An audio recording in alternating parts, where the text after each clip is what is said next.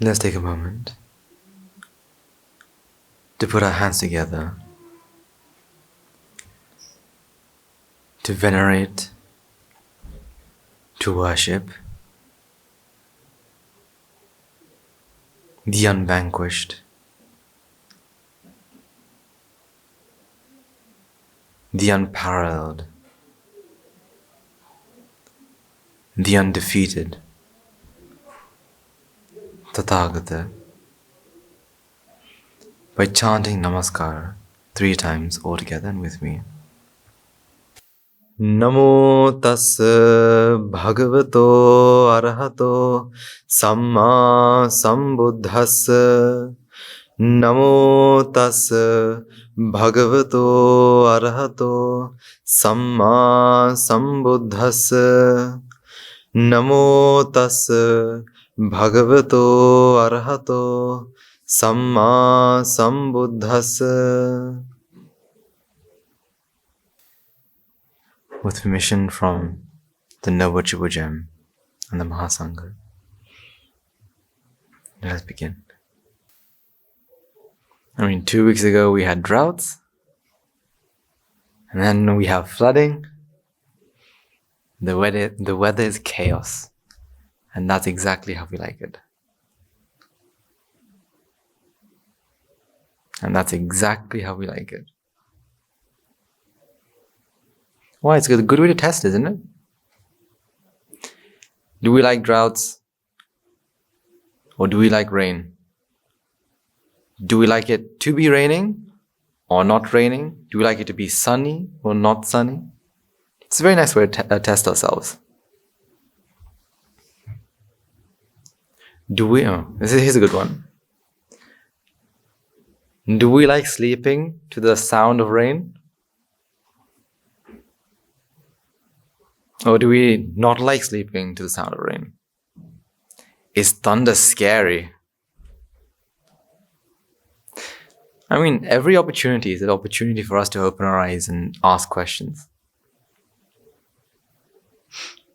So I remember some of our young ones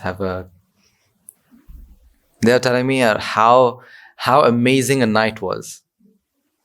I asked, why was that night amazing? Because it was raining the entire night.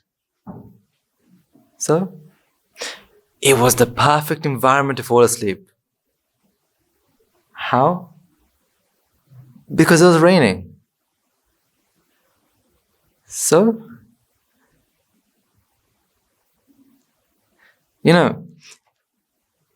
each and every moment is a moment for us to ask a question. Why do I feel what I feel? Why do I think what I think? Why am I behaving the way I'm behaving? Because, sometimes, let's say you wake up. When you wake up, it's raining. Do you feel today is going to be a bad day because you woke up and it's raining? Or will it be a good day because it's raining? Or is it just going to be a day? I think, these are the sort of questions that we should have, asked ourselves since we were very young.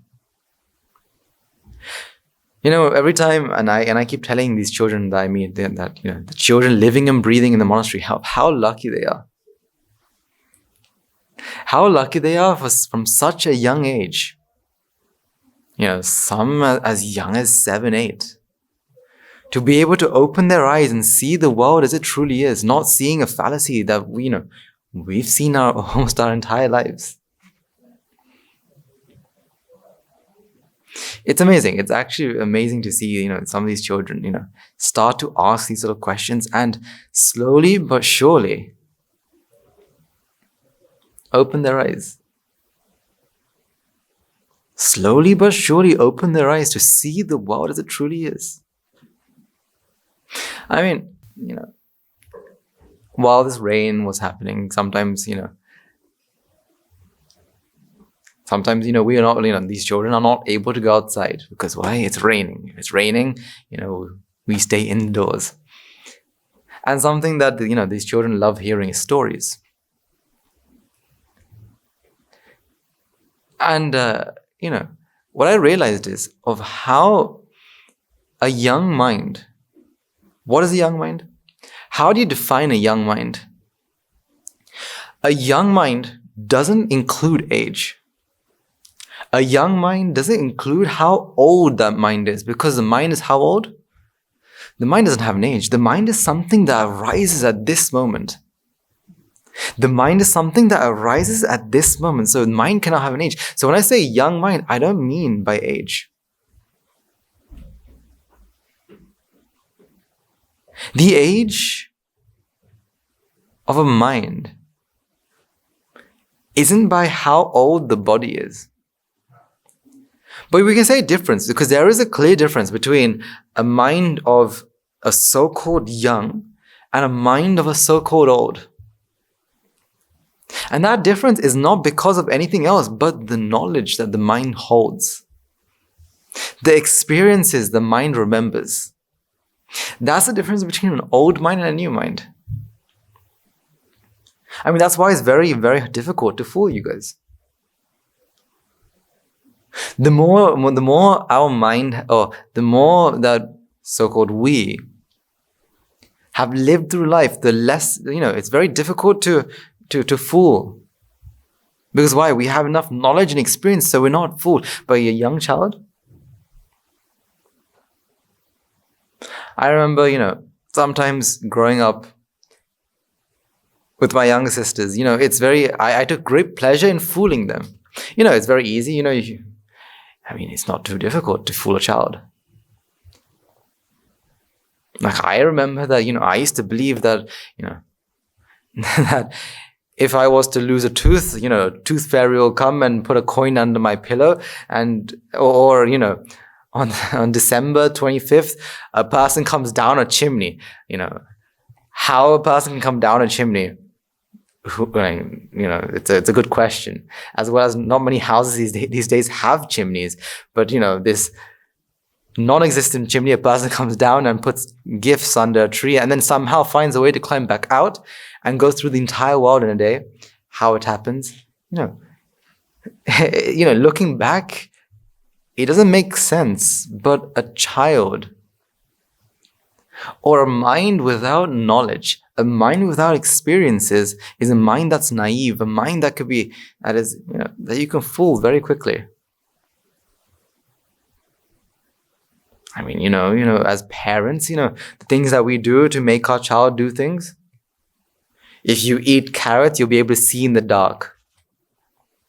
Your eyes will become better, they'll be able to see in the dark. And children, not knowing the reality, not having enough knowledge, does what? Will eat.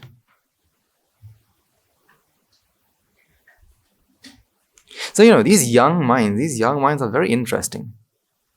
These young minds are not just interesting, these young minds are malleable. And young minds love stories. We're not just young or old. We all love stories, but young minds are those that love and bind on to stories. So one thing that I see very common amongst not just our children, but children all over, is that they like asking about your lives. They like asking, and they want to get lots of information about life. And something that I got to realize is how vulnerable these minds truly are. How vulnerable the minds truly are. A mind without knowledge and experience is like a sponge. Like they say, children are like sponges. If you took a sponge and put it, and squeezed it and put it into the sea, does a sponge only take the water? No, the sponge will take everything that's around it, whether, it's salty, whether it's dirty, whether, there's, particles of seaweed, the sponge will absorb it. If you took the same sponge and wring it out and put it into, say, some fresh water, it'll absorb anything around it. I mean, that's why they say, a child's environment is very key, is very essential for their upbringing. A child's environment is key, essential for their upbringing. Because, they're sponges, whatever environment you put them in. You squeeze the sponge, you let them go, and they will absorb whatever's surrounding them. Whether good or bad. They're a sponge. I mean, that makes it very interesting, isn't it? That if they're able to absorb anything in the surrounding, that means who is responsible for them? I mean, something that we used to always do, and sometimes something that we focus on is we say that So when a child does something wrong, usually adults come to blame who first? When a child does something wrong, who does the adult blame first? Their parents, saying, these parents can't bring up this child right. But I disagree. It's not parents. It's not only parents. They say it takes up an entire village. It takes an entire village to bring up a child. More than just, the mother and father. It's their surroundings. And the best part is, the surrounding, the mother and father cannot control. They can try. They can try to control. But to only a certain extent, because, the child is a result of their environment. I mean, this is why it's key. This is why it's essential to have the perfect environment. Perfect environment. It's very interesting, right? We're always looking to put people, or we're always looking for this perfect. What is a perfect environment? What can you say is a perfect environment? Perfect is something that's entirely made in the mind. What is perfect? When your expectations are met by the outside, whatever, when something comes and it matches with your expectation, what do you say then? It is perfect.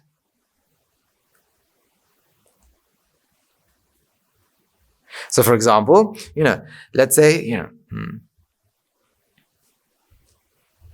let's say I'm going to draw a flower. Now already we have an expectation, and so when it matches what our expectation is,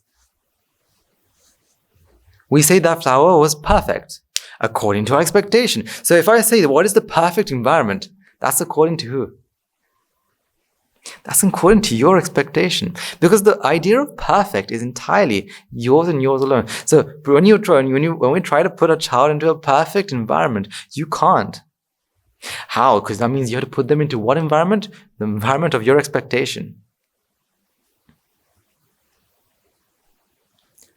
And what's better is your expectation is something that's always changing. Sometimes you look back and you think, how did we survive in this massive tsunami of expectations? Wave after wave of different people giving different expectations, expecting you to be different, and somehow we all survived. Trying to fill the boxes, this box of expectation that other people have. As children, what we used to always, have many thousands of expectations, thousands of expectations of who other people wanted us to be.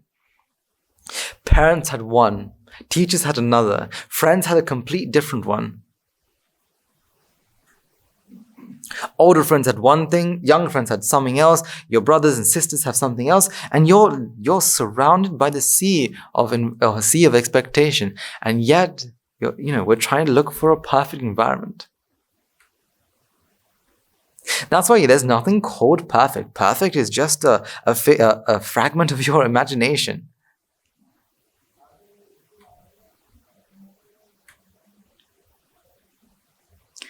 This is why, children, children need to be placed in what sort of environment?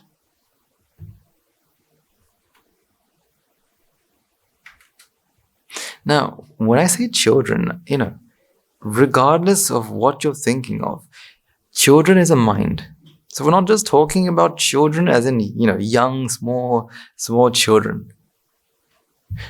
Children in the sense of minds.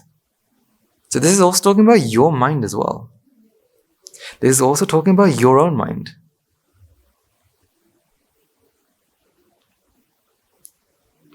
So what is the environment that your mind should be? Where should your mind be?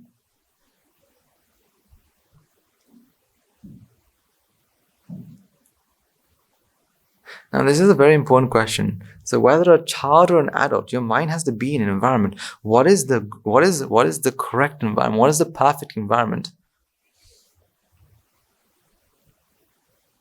Like I said, there is no such thing as perfect, but what is a good environment?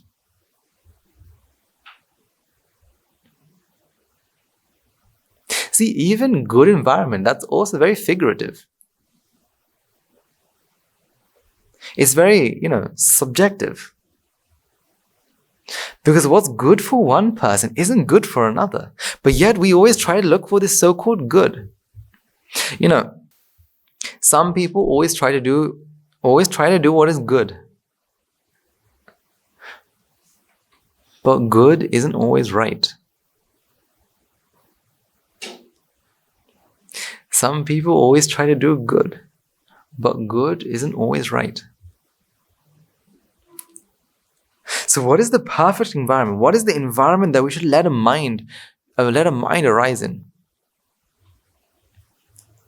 The first thing, and one of the most key things that the environment should have is what?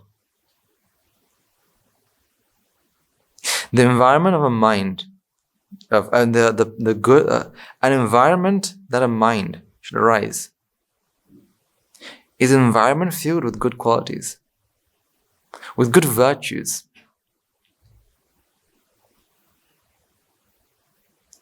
Unfortunately, we see a tendency, or we see a trend that, not just children, but minds alone are starting to take somewhat of a more selfish turn. We no longer, the minds now, minds that arise now are looking towards themselves and their people than, others.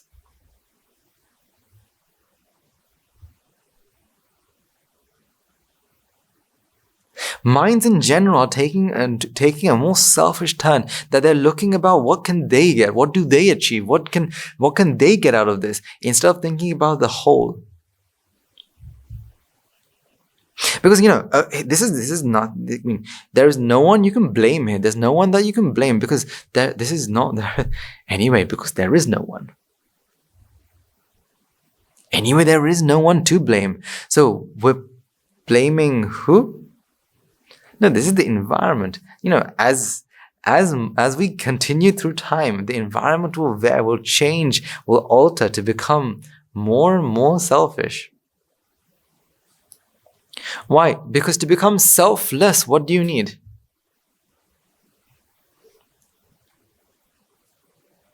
To become selfless, what do you need? You need to have views.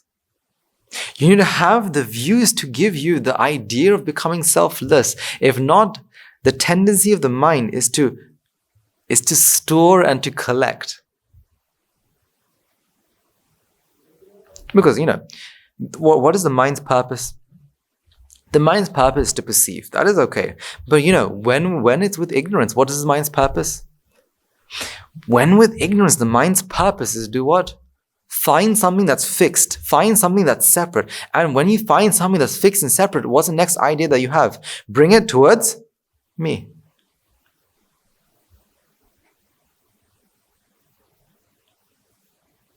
Bring it towards me. I like these things. I like those things. If it's this, I want. Because our mind, because of ignorance, and because because of ignorance, Jati arises. Because of Jati, we have this idea that, these things are fixed. These things are separate. I must have. So, the tendency to become selfish is higher than the tendency to become what? Selfless. That's why, if selfish is one way, selfless is the complete opposite. This is why, this journey is almost going upstream, going against the tendency of the mind. Because if you were to leave a group of people unattended,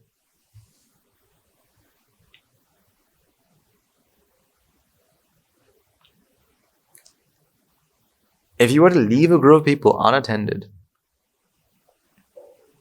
say, a group of not just young children, but let's say a group of young children, a group of young boys are set onto an island. They get shipwrecked onto an island and they have to stay on this island. No rules, no laws, nothing. What is their tendency? I think this is very well put in a book called Lord of the Flies, where where it shows how minds will degrade from civilized to animals. Because why? When the environment doesn't have those views, Jati starts thinking, what can I have? I want, I need, I must have. Then it's no longer, let me find food for us. Now it's, let me find food for me. That person has more food than I have. I must have that food. Or even, I have to climb a tree to pick the mango, but that person has mangoes. What's easier, climbing that tree or taking that mango? See, without a good environment, the mind has a tendency to do what? To go on this dark track.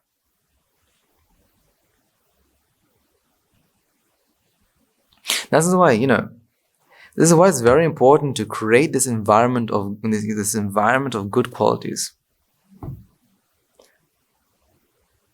And what Guru Handru and our teachers always say, this Sudugati. Again, this is not just for children, this is for your minds as well. Because your minds also are like sponges. I mean, the older you are, the sponge is very, what's the word? Almost like stale. You have to press a bit harder for it to absorb. But it's still a sponge. How do we know it's like a sponge? Because of all of you. Absorbing the qualities of the people around.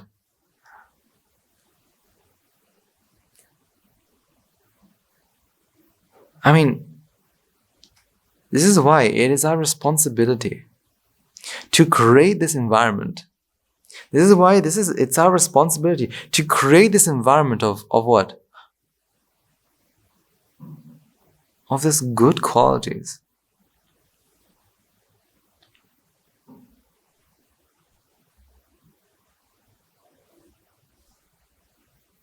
And only in this sea of good qualities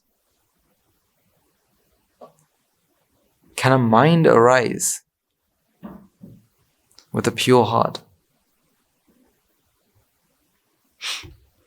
Because something that a lot of people ask, and something that a lot of people have a problem with is that, we understand the Dhamma. Right? I mean, we listen to, our teachers and they give lots of sermons and, understanding as in like, we understand the logic behind it.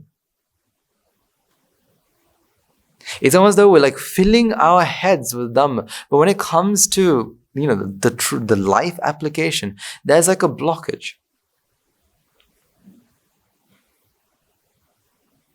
So we know, but we can't put to practice. Is there something it's difficult, or it's very difficult to do, is blockage.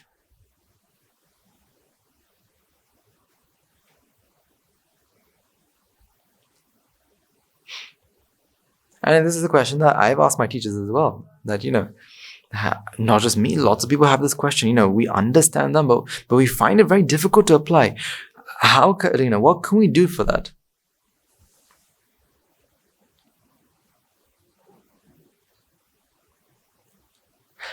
Normally what my teacher will say is that, we had to find more opportunities to practice the path. But after having a really good conversation with my teacher, one thing that he's particularly said is that, the truth, the reality can only be understood by those of pure heart. The more purer you are in here, the more you're able to put the pure Dhamma inside.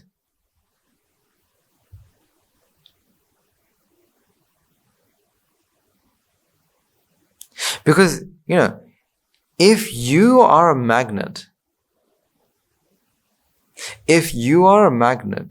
you can attract what? Metals. But the weaker this magnet is, the less metals it's able to attract. The stronger the metal is, sometimes stronger the magnet is, sometimes metals that are a couple meters away will be attracted without you needing to go anywhere near it. Because your mind needs to be pure. Your mind needs to be filled with great qualities. Your mind has to be pure. If so, only then is the Dhamma able to flow and cleanse the heart.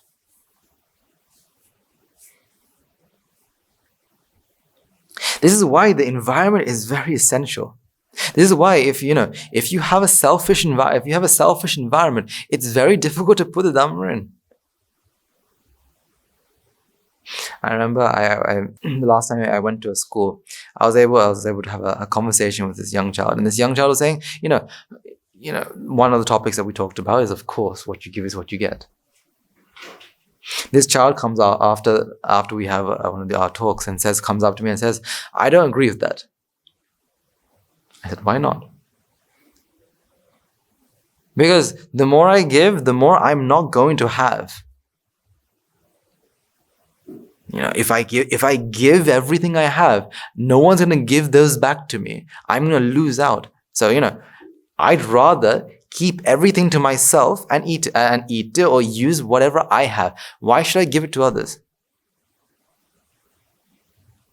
And it wasn't just a problem that this child had. It's a problem that we all have. It's very difficult to come to this, come to a pure heart. Because the purer your heart is, the more it's able to absorb the qualities or absorb the teachings of the Buddha, Dhamma, and Mahasangha, the triple gem, able to absorb the qualities of the noble triple gem. But you need a pure heart for that. Your mind has to be filled with these good qualities, these Sudhugati. Only then is the Dhamma in your head able to penetrate the defilements in your heart. But it's almost like a catch-22. Because the more you understand, the more pure your heart is. The more pure your heart is, the more you're able to understand. And so the opposite. You aren't able to understand if your heart isn't pure. If your heart isn't pure, it's difficult to understand. This is why these both have to go hand in hand. This is why they both have to go hand in hand. You need the Dhamma as well as these views. You need both of them to go hand in hand. If you think about it, right? Coming back to what we're talking about, a young mind. A young mind is very impressionable. You can very quickly give it a view. And when surrounded by an environment where thousands of views can come in, I remember I once had asked a very young child, I think the child was I think he was 6 or 7 years old. And I asked him, Buddha, and by the way by the way he talked, I understood something. I understood that, he had more, I think, would you understand if I said he had more knowledge than a 5-year-old should have? I'm not in a bad way as well. Sometimes it's good. But you could tell that he had more knowledge than a 5-year-old should have. So any topic that we used to talk about, that I talked about, this child had something to add about it. So I remember asking this child, how often do you use technology? Or do you use like a phone or a laptop or something like this? And this 5-year-old said, yeah, I do. I have a tablet. I asked about how much time do you spend on this tablet? And this child can barely count as well. I was thinking, about 4-5 hours? 4-5 hours? I don't think this child could read time. So I wasn't sure. So I showed him the clock and said, this is an hour. Right? This, when the shorthand goes from 4 to 5, that's an hour. That's an hour. So he understood that's an hour. And he said, yeah, about 4-5 hours. 4-5 hours of constant what? Constant view after view after view after view.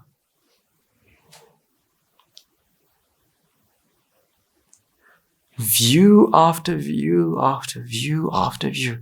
It is absolutely crazy. Now I asked him, so on this tablet, like what sort of things do you do? And he said, I spend X amount of time, I can't remember exactly, X amount of time playing games. I spend Y amount of time, watching videos on YouTube. I spend Z amount of time, talking with friends. Talking with friends?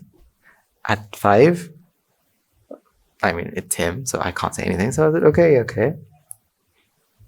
But all this time, what are they doing? Absorbing and absorbing and absorbing and absorbing. They are sponges. They absorb as much stuff as they possibly can. This is why something that I really, really appreciate about the monastery is that, our children aren't given a phone.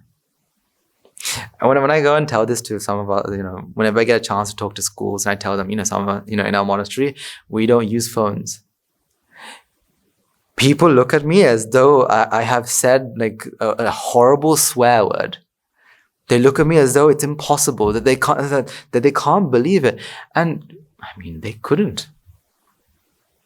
Why? Because their entire lives are surrounded, their entire lives rotate, orbit around a rectangle device of some sort.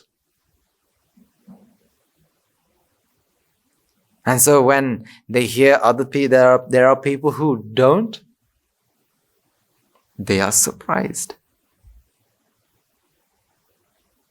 And so, like I said, sometimes, because of this environment, because of their environment, so for example, the environment of the monastery, because the children don't get to associate a phone,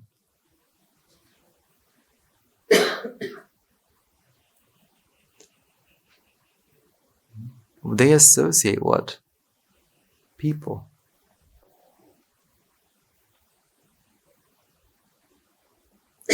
Because they don't associate phones, they now associate what? People. Now, what's the difference between associating a phone and associating people? A phone is something that can't control what they show. But people? And what sort of people? People living and breathing in the monastery. Now the views they get are incredible. I was talking to a child recently, and I asked, in the last month, no, he came up to me and said, Abhihandra, I want to tell you something. I said, what do you want to tell me? He said, in this last month, I did something great. I asked, okay, what did you do? Last month, I was able to wash 100 alms bowls. And I was like, okay, so that means if there's 30 days, that means you have to have washed at least 3 alms bowls some days, every day. Yeah, sometimes 3, sometimes 4, 5. I think some days I actually wash 7 alms bowls.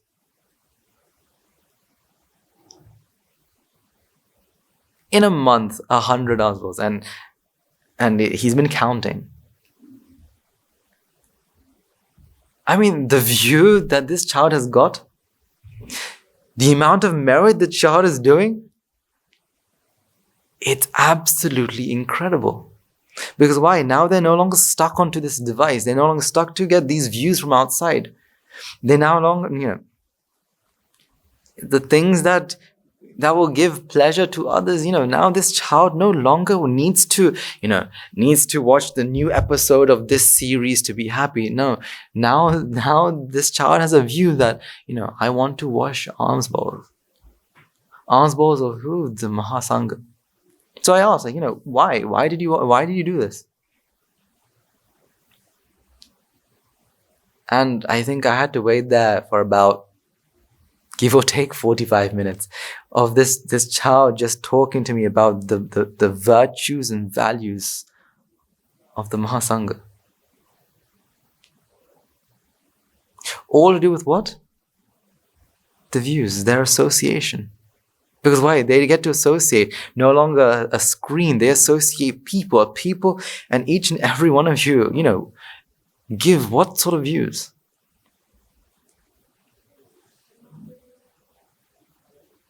This is why this environment, the environment is essential. The environment is essential for what? The arising of a mind that can contemplate. This is why this environment is essential for a mind to arise, to be able to put this Dhamma into their hearts. This is why in our monastery we have a focus on children as well.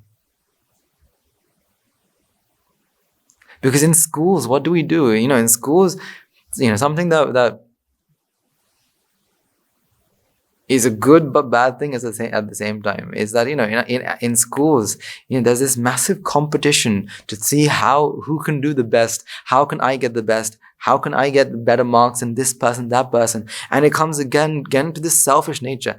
How in psychology they talk about this ego and id, ego, superego, and id. This id is this animalistic thing that's inside of all of us.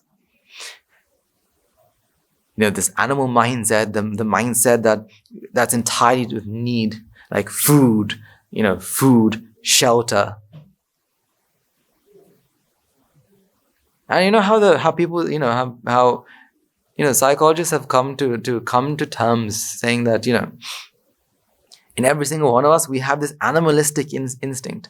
This animalistic instinct comes from Jathi. Jathi at its purest form is basically an animal. Because why? It thinks about what? Itself. Because you very rarely see animals help each other. Very rarely does one animal help another. Because that animal is what? Thinking about itself, its survival. Survival of the fittest.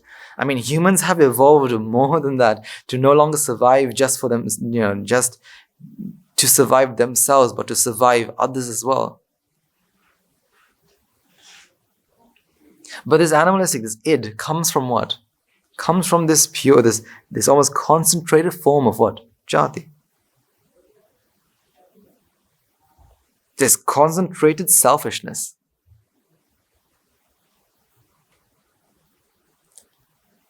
So this is the thing, this is why it's very key, this is very essential to create this environment. This is why, our monastery focuses on children. This is why, some of our monks every single week will go out to different schools to spread the teachings of the Dhamma. This is why some of our monks, are going to different countries to spread the teaching of the Dhamma. Some of our monks, I think, spend more time, have spent more time outside the monastery than in. Why? Spreading this teaching. Not just spreading a teaching. The monks don't just, the Mahasangha doesn't spread a teaching, it spreads an environment. An environment that's conducive to what? Understanding the teaching. Because the environment is key. The environment is essential. The environment is what we need to be able to put ourselves into that mindset of contemplation. That's the thing. The one question we have to ask ourselves is how many good qualities do we have? How many good qualities does others have? I remember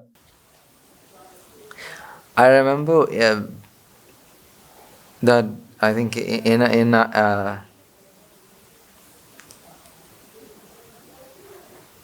remember one day I remember coming up and seeing a book on a table. And it looked out of place, so I wanted to look for the owner. So I opened it to check if there's the owner's writings on it. And I realized it wasn't, there was no name. But on every single page, it was, if I remember correctly, 2 books stuck together. 2 CR-A4 books stuck together. I think almost 400, 500 pages. And every single page I turned to was numbered. And this person has written up what? Written out a quality that they saw in another. The book, I think out of the 500 pages, except the last handful of pages, every other page was filled with the qualities that this person has seen of another. Because that's something that I thought was was very, very smart. That was very smart. Because when you see the qualities of another person, our mind automatically gets what? A view. When you actively look at other people's qualities, whether you like it or not, passively, the seeds of views are planted in your mind. And then those seeds start to germinate, those seeds start to grow, and these seeds become massive trees, and then that mind also does those qualities.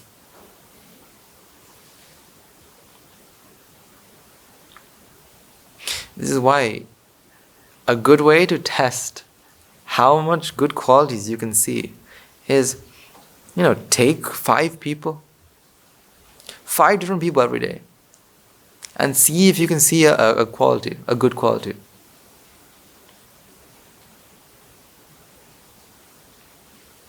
And don't make it very simple, like they're a nice person, or they follow the system, or they do this, they do that. No, look for a quality that they truly have inside of them. Because if you can see that, that view is implanted in you. And once that view is implanted in you, you start working towards it as well. Because that's the environment. Yes? Can you give an example? Example of what? Of that good quality that person has seen? So for example, so in your day-to-day life, just pick 5 people. Think random 5 people. And see if you can see a quality that isn't so like blatantly obvious. So for example, let's say the person let's say you see a person, and not that they offer alms. Let's say you see them, every dakini, they're very eager to offer alms. I mean, you can that is something that you can write down, but always try to look for something beyond that, beyond what you normally see.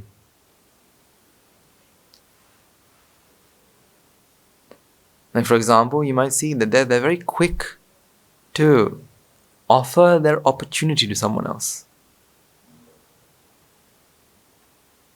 Or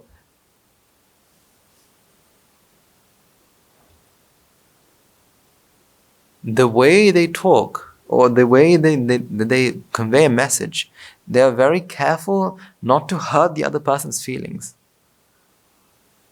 I mean, these aren't something that you can look at once and say, this is this. This is something that you have to truly observe.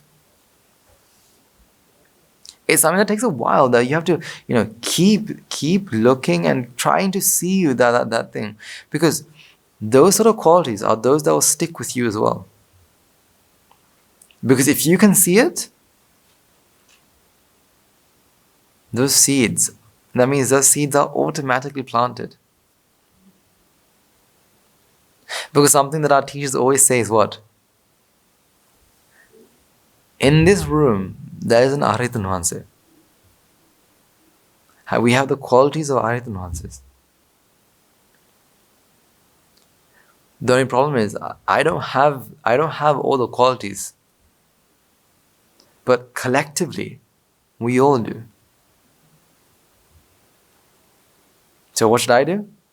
I should look for the qualities that you will have and put it inside of this. And in place, this becomes what? An Arahant.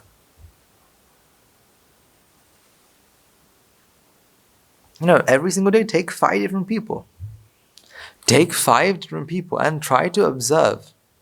Or even 5, maybe it's not maybe too much. Maybe just take a singular person and just observe. Try to see a quality that they have. And this is a very great way. If you ever have a small dislike to a certain person, this is also a very great way to get over that. Say, for example, me and this other person, we don't go well together, and I find it very difficult to work with this person because they're very stingy or very, very, very selfish, or some sort of reason I find it difficult to work with this person.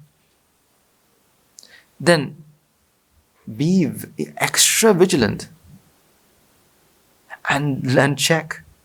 See if you can see a quality in that person.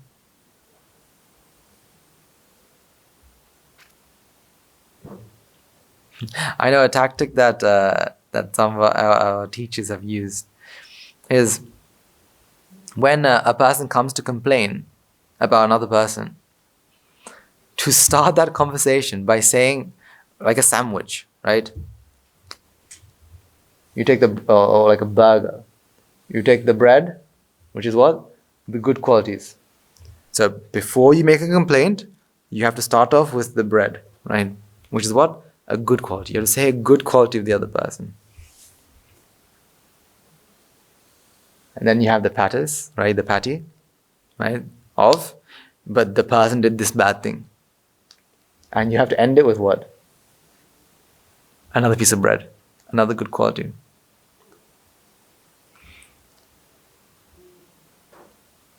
And I think that's a very, very, very nice way of changing that mindset instantly. Because, when you find something wrong about another person, it's almost in our nature to go around spreading it to other people. I mean, they say that,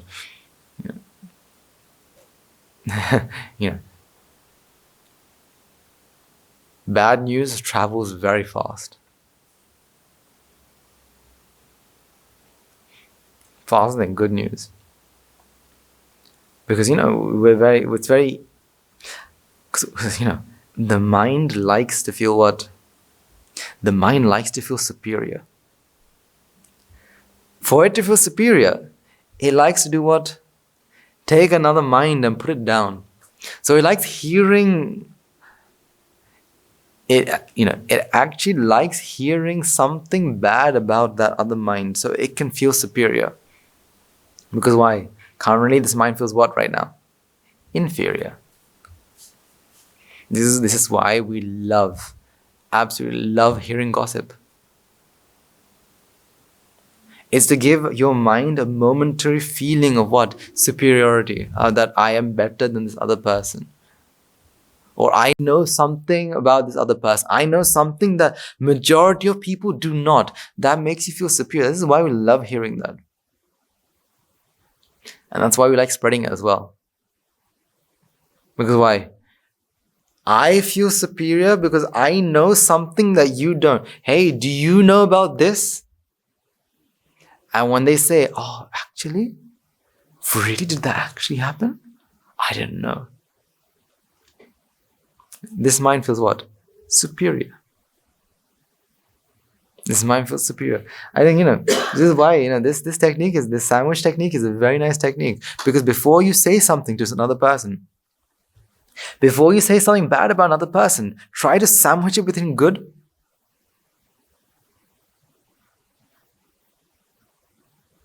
Try to sandwich it between something good. For example, right? I have seen her helping. I've seen her help, clean the entire Dhamma hall, not just one day, but every day.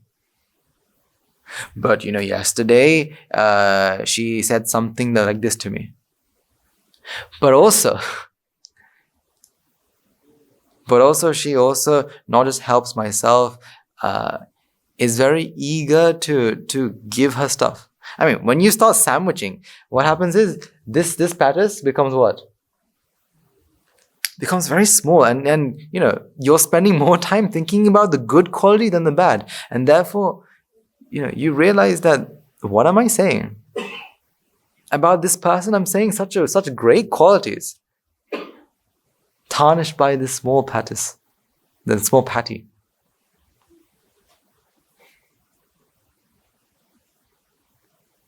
I know this may sound very childish. This may sound like, I can't do that because, it's not something that I can do as a grown human. But actually try doing it, because then you will not find a way to hate that person.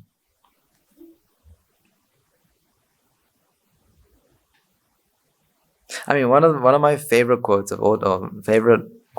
is, hate the sin but love the sinner. This is how you can love the sinner but hate the sin. Because you realize, that this the person has good qualities, but, that's something small. This is why, ask yourself, are you someone who loves spreading gossip around?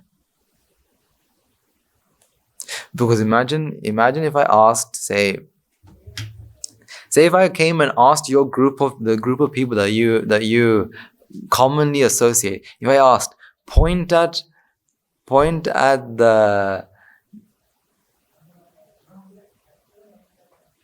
one who gossips the most.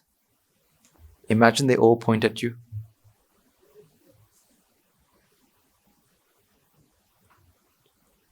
I mean, then there's a problem at play. So, try this. Because what I want you to do is to make your heart as pure as possible.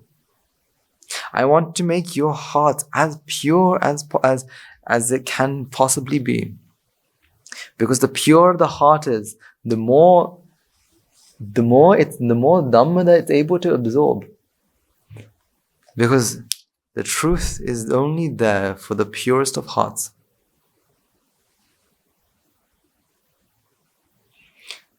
This is why the Buddha had to go through many thousands of millions of eons, perfecting his perfections,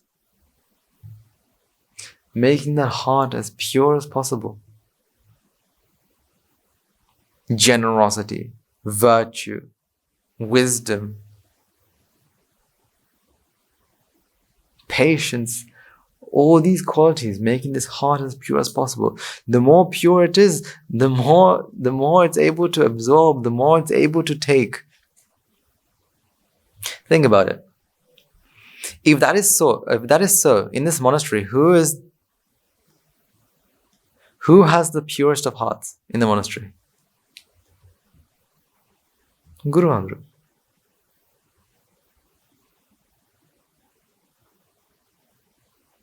Guru Andhra, amongst all of us, must have the purest of hearts. That's why he is able to absorb such great, profound Dhamma.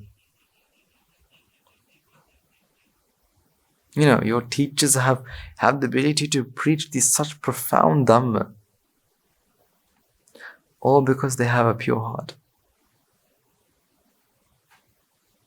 They able to use that pure Dhamma for the betterment of themselves as the betterment of all sentient beings.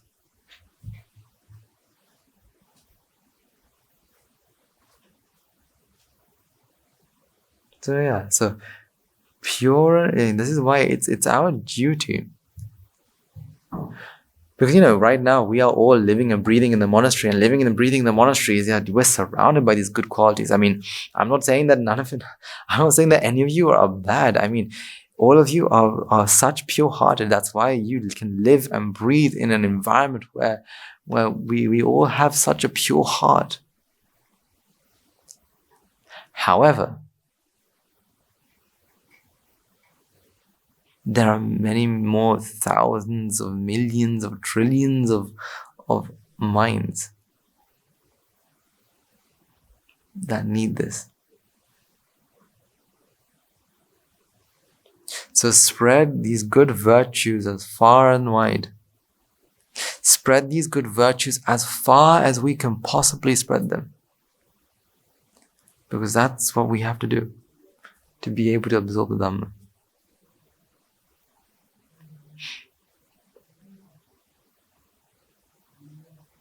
Something else that I wanted to talk to you about, and something that I also found very interesting. We talked about this imagination. I want to add to this idea of imagination.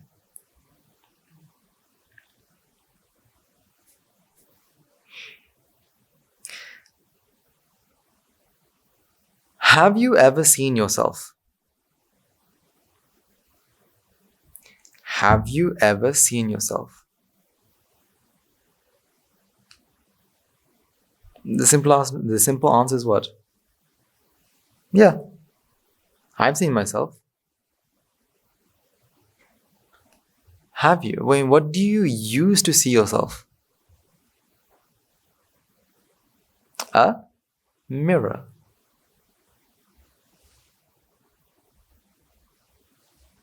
A mirror.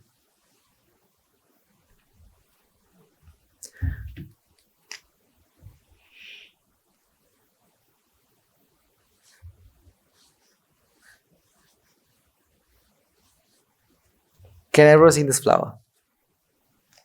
Can everyone see this flower? Where is the flower? Where is the flower? Right on the board right here. So a couple meters away from you. But we know one thing. Right now out here, what is it? What is here, right now? Outside your eye, this is what? This is, for now, I'm going to call it a body of causes or a body of energy. This flower you see is actually where? Where is the flower that you see? This flower you see is a perception of the mind, nothing else. So coming back to it, is there nothing here? No. There is something here. What's here? A body of what? Causes. A body of energy is here. But in your mind, that translates to what? A flower. Okay. If that is so,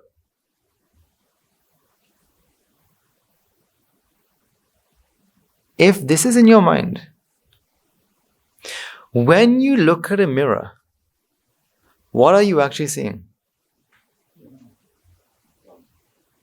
You are not, so although we say, I'm seeing the reflection of myself, where is that reflection? That reflection is where? In the mind. So is that reflection you? Well, if I raise up my arm, the reflection raises its arm up. So shouldn't we be the same thing? This is why, in some films, the mirror does what you do, but does extra as well. And then people get scared because the mirror shouldn't be doing extra.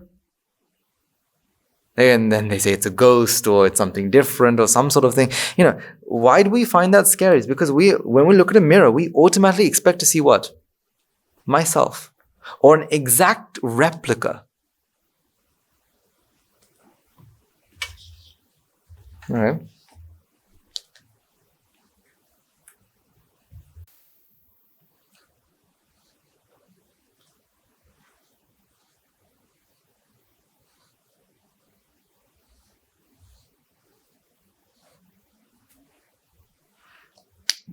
Flower, and in mirror, another flower. This is the mirror, right? This is the mirror.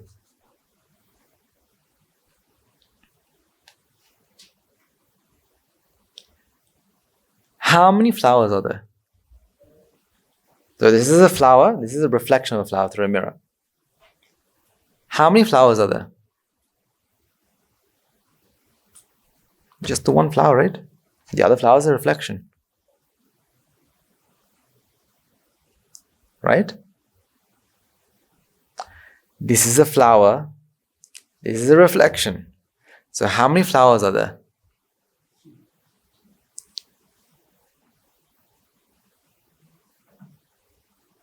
What is the difference between both of these? What is the difference between both of these?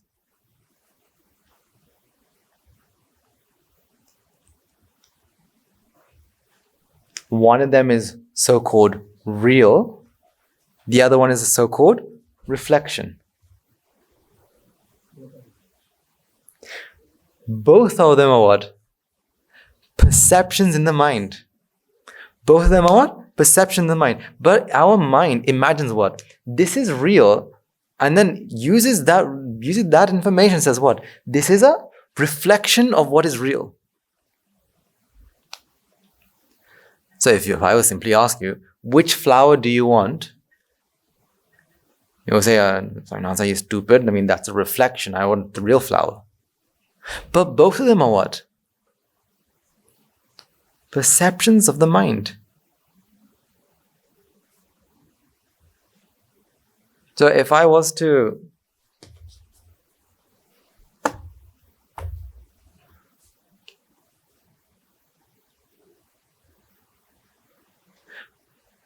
how many flowers are there? If we know it's a mirror, we know what? There's a flower somewhere. But that flower, that somewhere flower, is what the mind creates, because right now you can only see a reflection. You can only perceive a reflection. Or else, a better way of saying this is, when you look in a puddle, it's raining, so it's a good example. When you look in a puddle and you look in the puddle and you can see the tree. When you look in the puddle, don't you automatically imagine there's a tree on the other end? When you look at that puddle, don't you automatically imagine there's a tree on the other end? But is there a tree? No, because this is a perception. But using your imagination, you imagine there's a tree over there. Now here's the question. Is there not a tree there? No, there is. For there to be a reflection, there has to be a flower, or there has to be this body of causes. So I'm not saying that there's nothing here. But when we look at a reflection, we automatically think that this reflection is reflecting something that's already there. But both of these are what? Perceptions of the mind. So let me ask you the question again. Have you ever seen yourself? No. Because you're always seeing a reflection. Or, you take a video of yourself and you watch a video. You're seeing not yourself.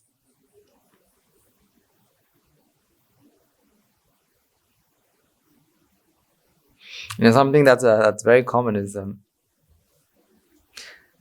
sometimes you look at yourself in the mirror and you think, okay, what I see in the mirror looks good.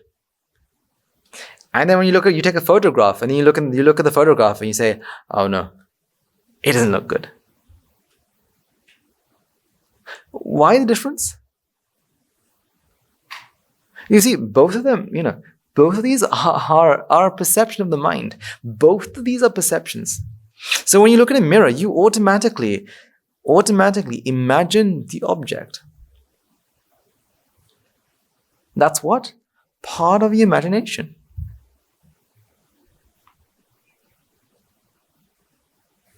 So if I was to put my rain example,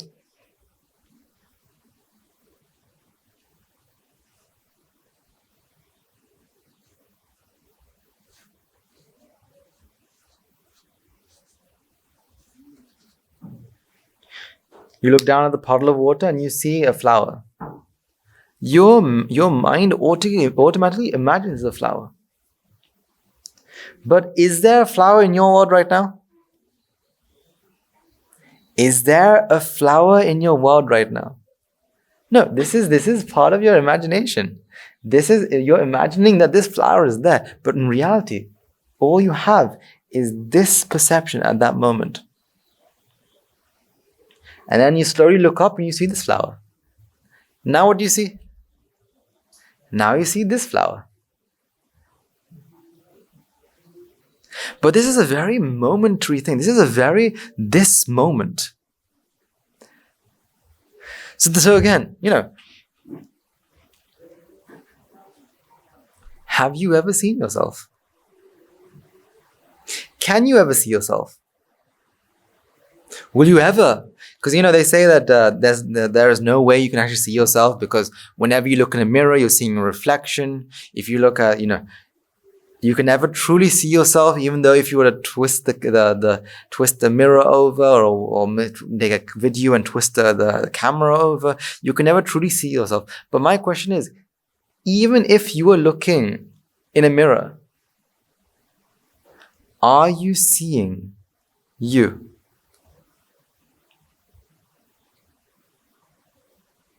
Okay, let's take one more step, right?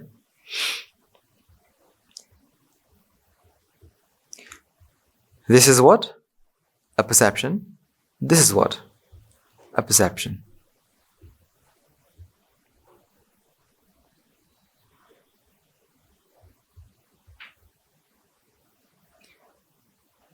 If I was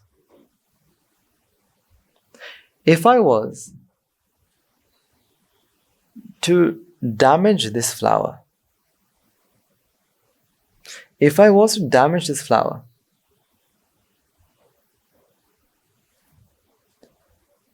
what do you automatically imagine happened in the puddle?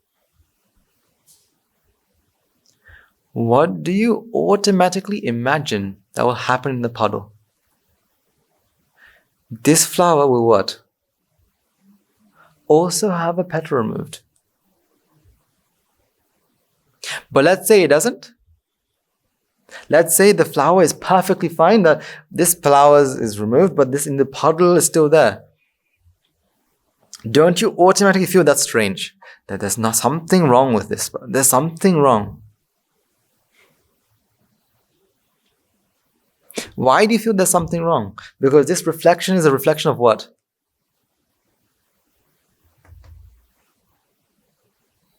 Well, really, this is a perception. This is also what? Perception.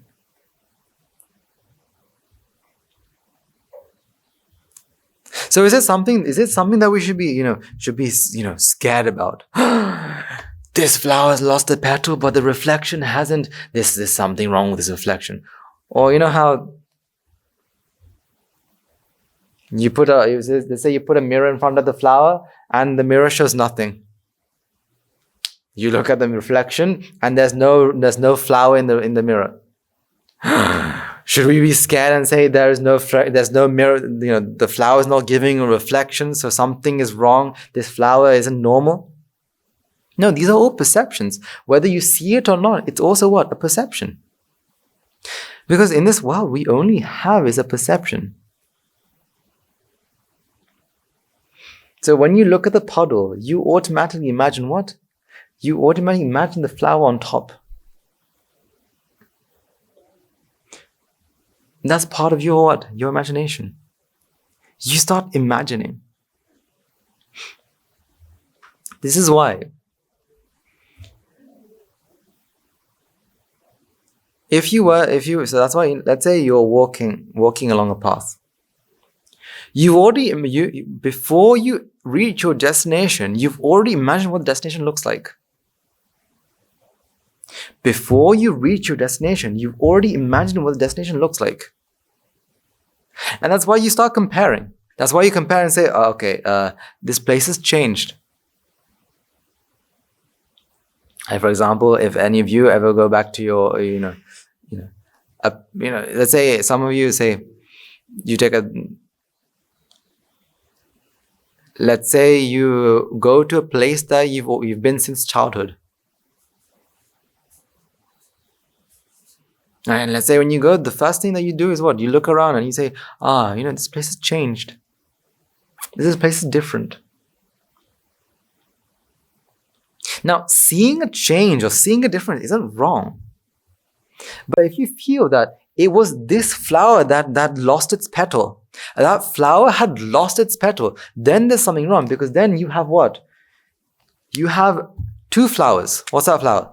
You have the flower with the petal, and then you have the flower without the petal. It used to have 4 petals, now it has 3 petals. No. When you perceived it for the first time, the flower had what? 4 petals. Then you looked away and looked back, now the flower has 3 petals. Now, identifying the difference, that's not wrong. But feeling that flower had 4 petals, now has 3 petals, that's wrong. Because what you perceive right now is what you're perceiving right now.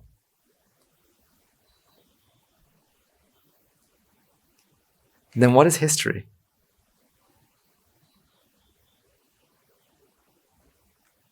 History is part of the imagination.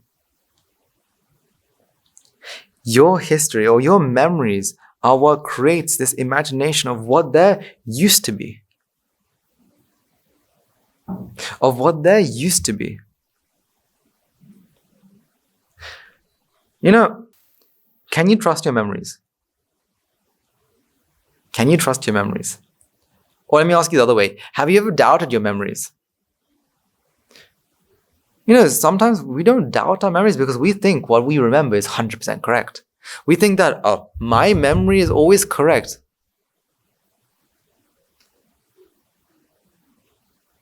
Because that's my memory.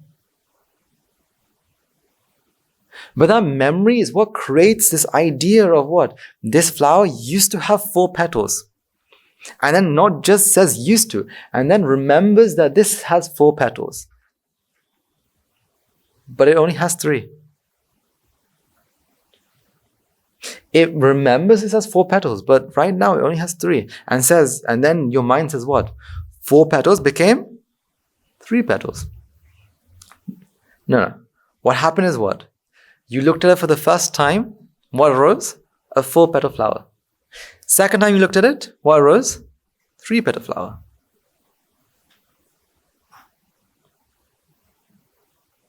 Because all that we have to understand is it's always this moment. We only have this moment. Everything else in the past and the future is what? Part of your imagination.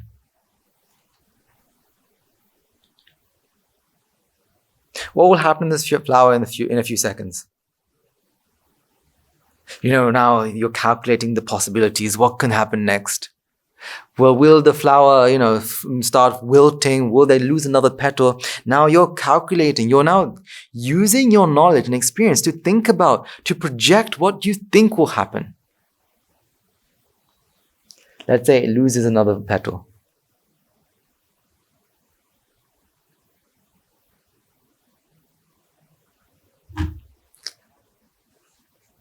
Will it lose another petal? Who knows? If the causes come together, the petal will be lost. This is the thing. Using your knowledge and understanding, using your knowledge and experience, you can make assumptions. But what you have to do is you have to realize these are what? Assumptions.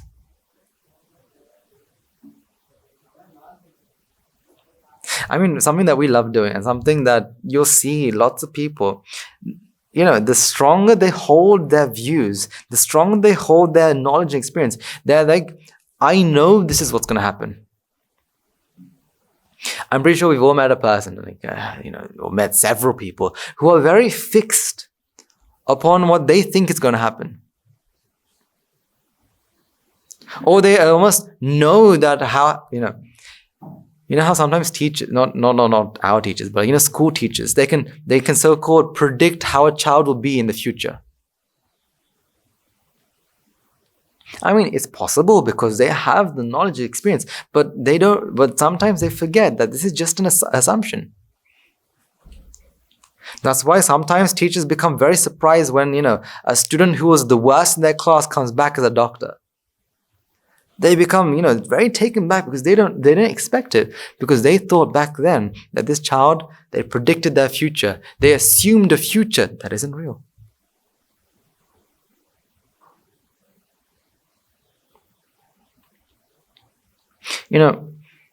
What we have to truly understand is that, at this moment, are we perceiving? At this very moment, are we perceiving? What has happened is using your memories to make this imaginary past. And using your knowledge and experience, your mind uses that to make this imaginary future. And then you create this so-called timeline of who? Timeline of me. This is my timeline. So we have this moment, and then what do? We use what we have, and we imagine a past. We imagine a future, and then we say what? This is my timeline. This is my timeline. This is what's going to happen to me. That, in another 2 weeks I have to do this exam, and it's going to be very difficult, and then that's what? Imagination. Or,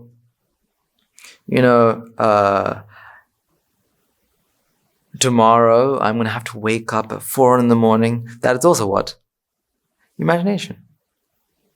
Something that a lot of people do ask is that, how do you all wake up at 4 a.m? 4 a.m, how do you do that?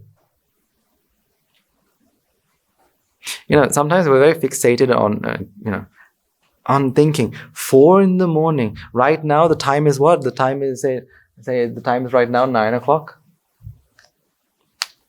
9 a.m.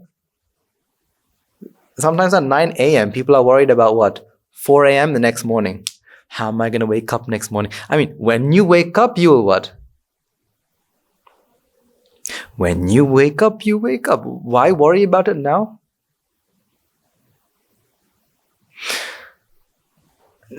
No. See, do you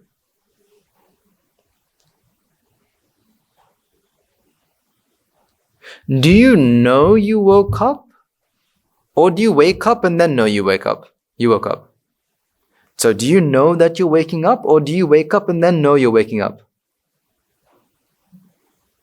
No, you first wake up and then you realize that you have woken up. It's not that you know that, okay, I'm going to wake up now, and you wake up. I mean, you could hypothetically do that if you're not sleeping, right? But normally, you don't know you're waking up until you've woken up. Then you realize, okay, I've woken up now. So, why worry about something that's happening at 4 in the morning now?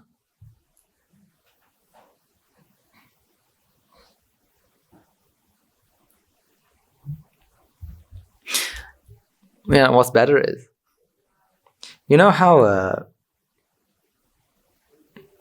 how we sometimes count the number of hours we've slept, how many hours we're going to sleep. So we go to sleep at, say, hypothetically, we go to sleep at what time? 10, right? Hypothetically. So it's like 10, 11, 12, 1, 2, 3, 4, 6 hours. And if you sleep, and if you wake up, if you go to sleep at 10 and wake up at 4, you say, I've got 6 hours of sleep, that should be enough.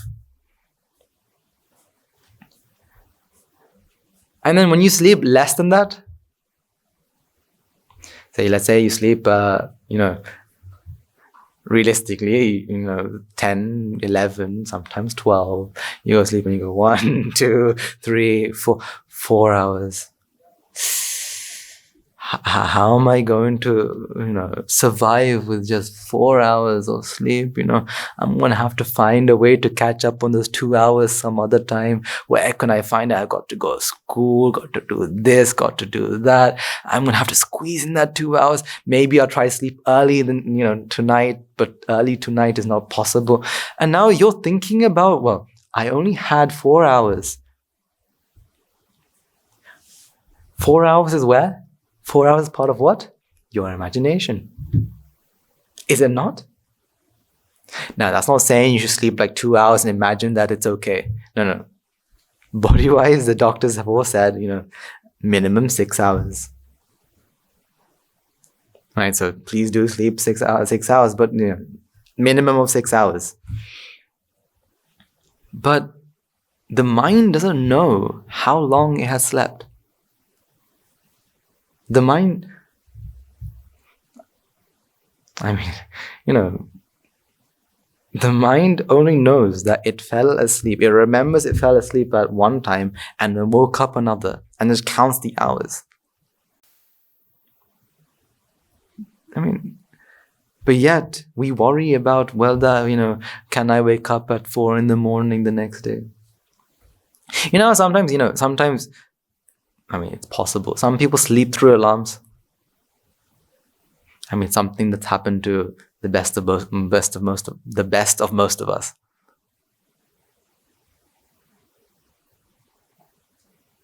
For the best of us, we've all slept through an alarm. And sometimes we get very frustrated. I put an alarm on and I didn't wake up, and now I've missed this, missed that. Why do we get so frustrated? Let's say you're supposed to wake up at 4 in the morning. Like we're supposed to. Right? But unfortunately, the alarm either rang and you didn't hear it, or you forgot to put the alarm on, and so now you woke up at...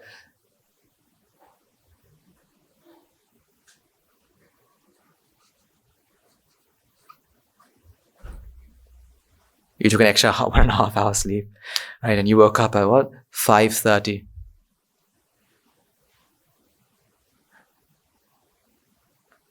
Why do we suddenly feel this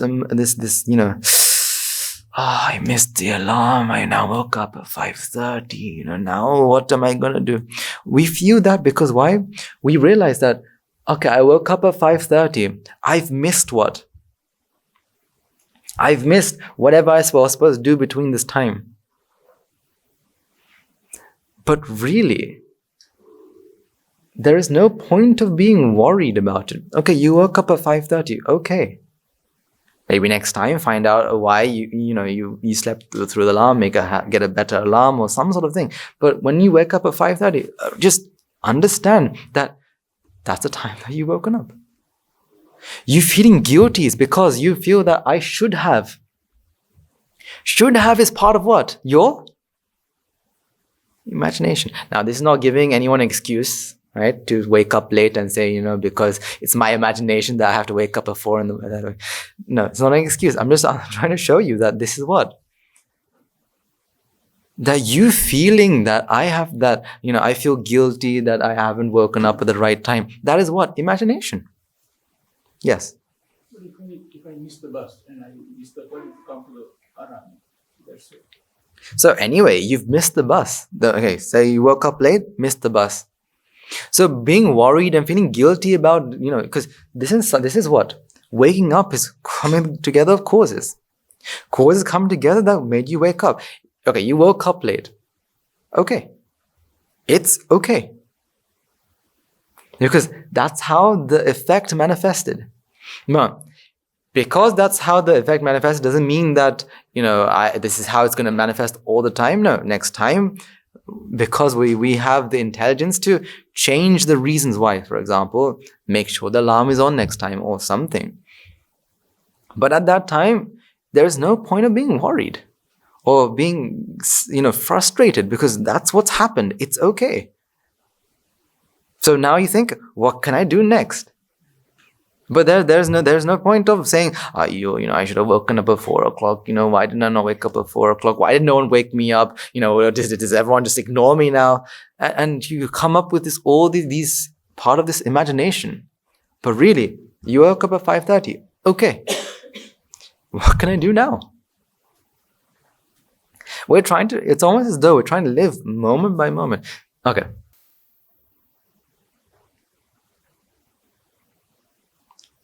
In 2 weeks, you have to make a very important decision. I'll give a good example, and this example because this is something that some of our children have gone through as well. Let's say a couple weeks back, some of our O-level children had to choose their A-level subjects, right? And sometimes they get really upset. They go, okay, I don't know what to choose. I've got so many options. The world's my oyster. I don't know what to choose. I could choose this. I could choose that. And as the deadline is approaching, they feel more and more so. Not our children, but children in general will feel more and more stressed because, the deadline's approaching. They don't know what to choose, etc., etc. And this is something that one of my teachers showed me. And I was actually, I want to say horrified, but then understood at the same time. When I had to make an important decision one time, right? I was very, very, stressed about it. I thought, I have to make the decision. It's very important. It's, it felt as though it's life and death. I have to make the decision. And my teacher said, okay, let's think of the solution.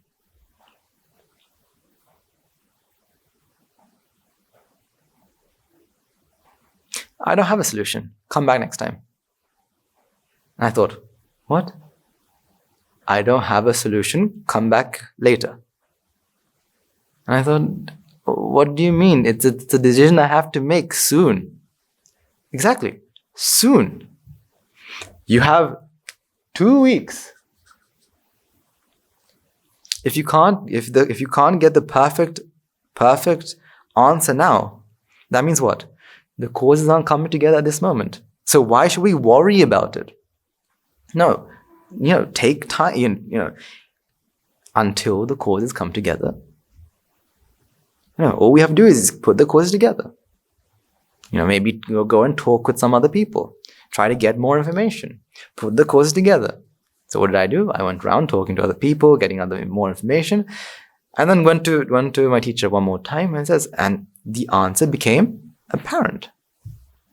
Because only when the causes come together do you get does the effect manifest. No matter how worried you are, can your worry make something manifest? No, causes.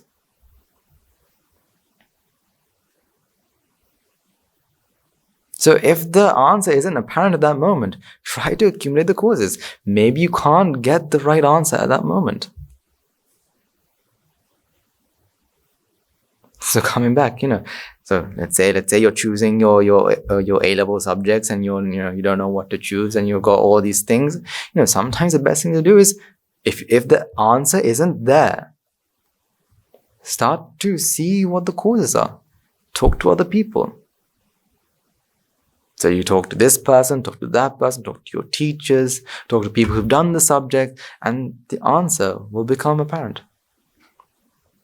If not, you take a coin and you flip it. Am I going to do maths or psychology? Flip the coin. If you can't make a decision, let a coin flip decide for you. If both of them are equal to you, then let a coin flip decide.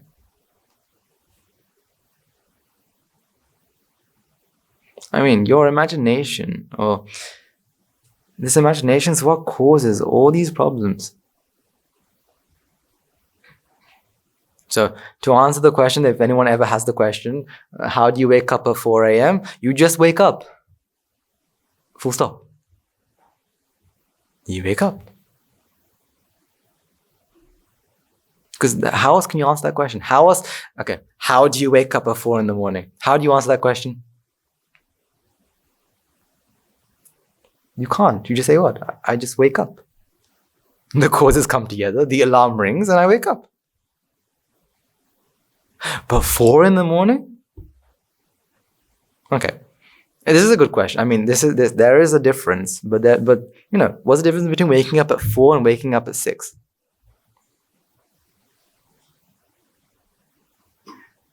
Now, you can say that there's an effect because of the sunlight. The sunlight triggers these hormone releases and whatnot, serotonin and whatnot. But when it comes to your mind, the difference is what?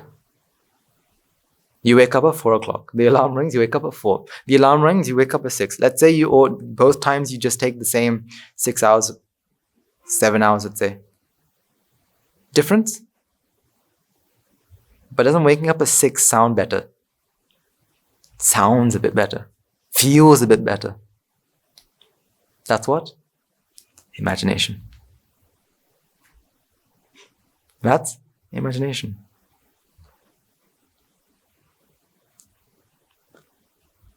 So whether you wake up at 4 or wake up at 5:30, both of them are what? Things that happen at that moment. Both of these are what? Manifestations that happen at this moment.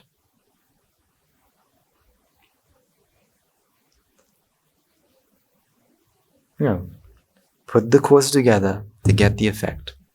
There's no point in worrying. Whatever decision, whatever thing you have to do, understand it's a manifestation.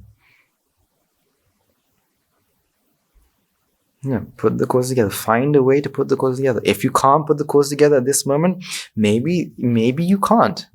Maybe you don't have the causes. Then collect the causes. You know how sometimes they say time can heal? Sometimes all you have to do is just wait. Sometimes the answer to some problem is just wait. Because the causes itself will what? Alter and change over time. And when you look at it again, it's gone.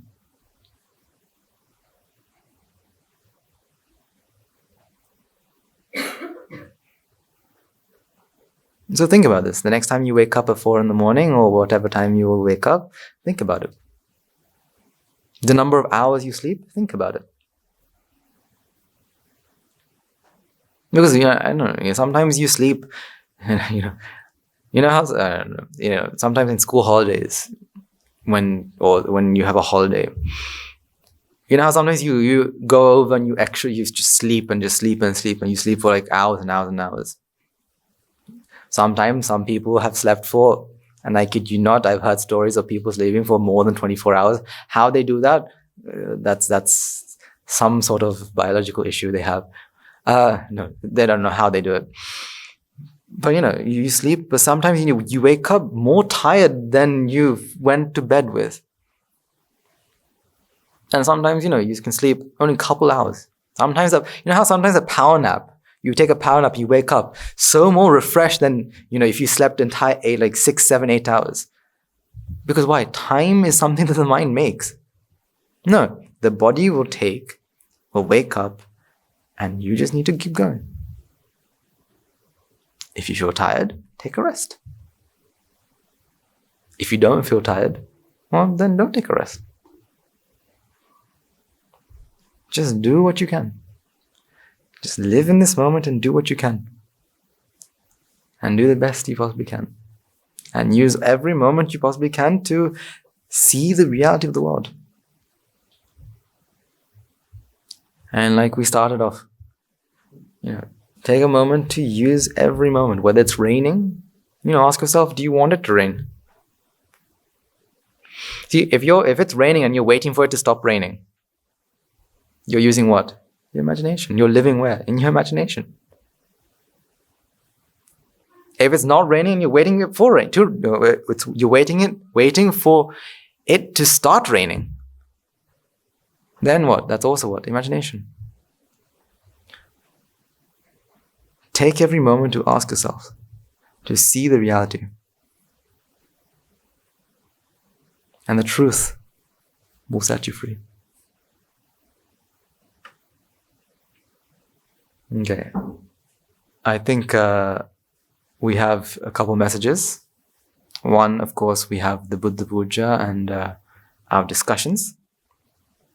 As well as, do we have the ordination ceremony is next week? 2 weeks. We have the ordination ceremony coming in 2 weeks. Yes, in 2 weeks. 2 weeks Saturday. Right, everyone is of course invited to join. And,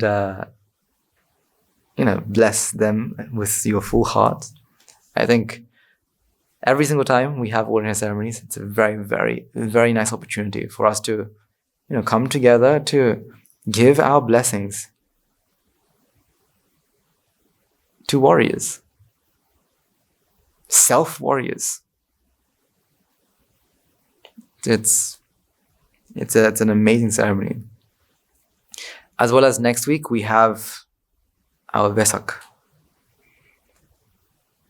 I don't know about you, but I've been looking at the decoration and I'm still overwhelmed.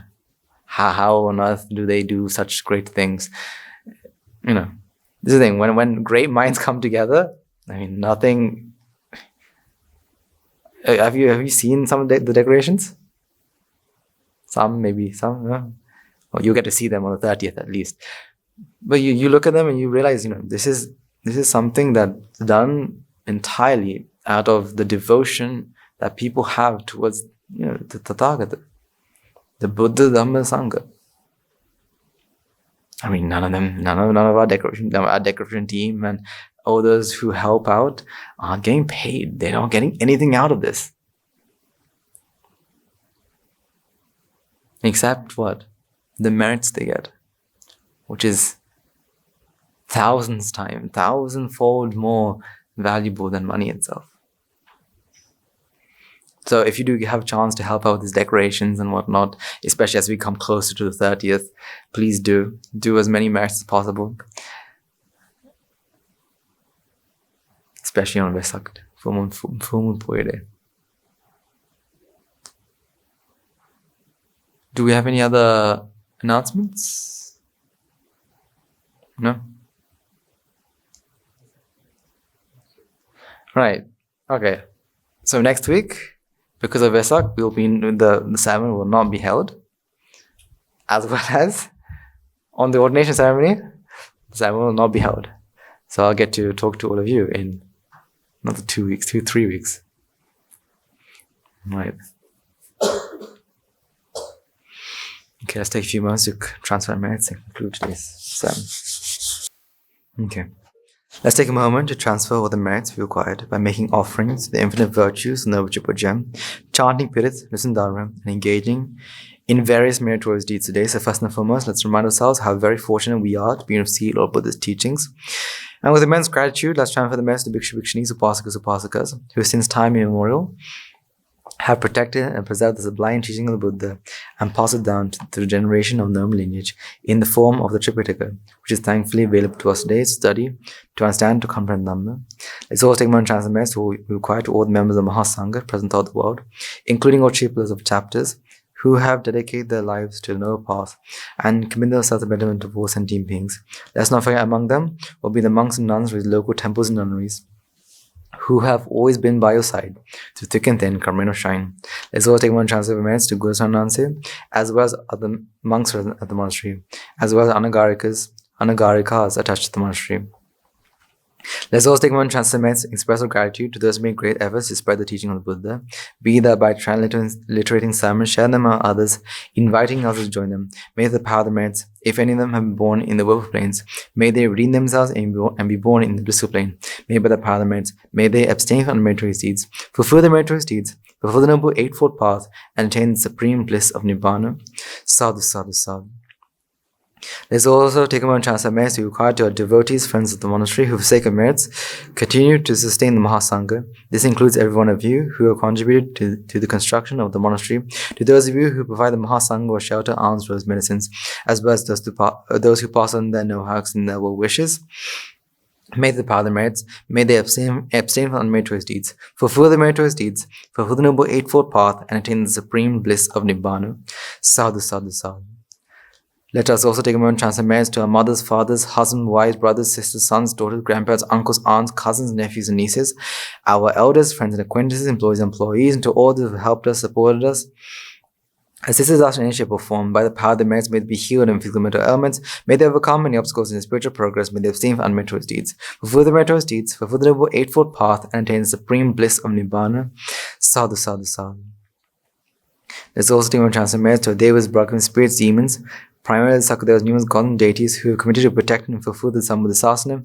Let's also take one chance of merit to our God and deities who keep a watchful eye of us and keep us out of harm's way.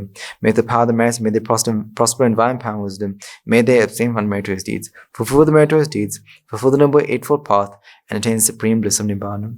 Sadhu, sadhu, sadhu. Let's also take one chance of merit to all those who have predeceased us, all those who have been friends and family to us in this long journey samsara. To all those who have helped us, support us, assist us in shape or form, take one chance for these merits. Let's also take one chance for the merits to all the members of the armed forces, as well as the police force, who have sacrificed their lives to protect the peace and harmony of our nation. May all those lost life in war, be the friend or foe, rejoice in the merits we require today. There's also still many chances made to all the lost life due to calamities such as tsunamis, earthquakes, landslides, and pandemics, reminding ourselves among them will be those who have been friends and family to us in this long journey in samsara. May by the power of the merits, if any of them have been born in the willful planes, may they redeem themselves and be born in the blissful plane. May by the power of the merits, may they abstain from unmeritorious deeds, fulfill the meritorious deeds, fulfill the noble eightfold path, and attain supreme bliss of Nibbāna. Sadhu, sadhu, sadhu. Finally, let's all resolve, may the power and blessing of all the merits required today, may we witness the event of many hundreds of thousands of Arhat nuances in this blessed land. And finally, may the power of all the merits acquired the other day, may you and I and everyone who made this program a success become an Arhat nuance or Arhat nuance in this very life, in the era of the Gautama, Supreme Buddha itself. Sadhu, sadhu, sadhu. May the blessings of the Noble Triple Gem be with you all. The members of the Mahasangha will now transfer their blessings to you. Raga ginen midetnva, dvesha ginen midetnva, moha ginen midetnva, Nibbāna parama sukhayin Sukita taravetnva, Nibbāna parama sukhayin සුකිත තරවෙත්වා මමද සියලු ලෝක සියලු සත්වයෝ නිබ්බාන පරම සුඛයින් සුකිත තරවෙත්වා නිබ්බාන පරම සුඛයින් සුකිත තරවෙත්වා නිබ්බාන පරම සුඛයින් සුකිත තරවෙත්වා රාගගිනි නිවේවා ද්වේෂගිනි නිවේවා මෝහගිනි නිවේවා නිවන් සැප ලැබේවා නිවන් සැප ලැබේවා නිවන් සැප ලැබේවා තුන්වන්ගේ සිවසනන්ත මහා ගුණ බලෙන් සිය ලෝක සත්‍යයම නිබ්බාන පරම සුඛයෙන් සුඛ කරගන්න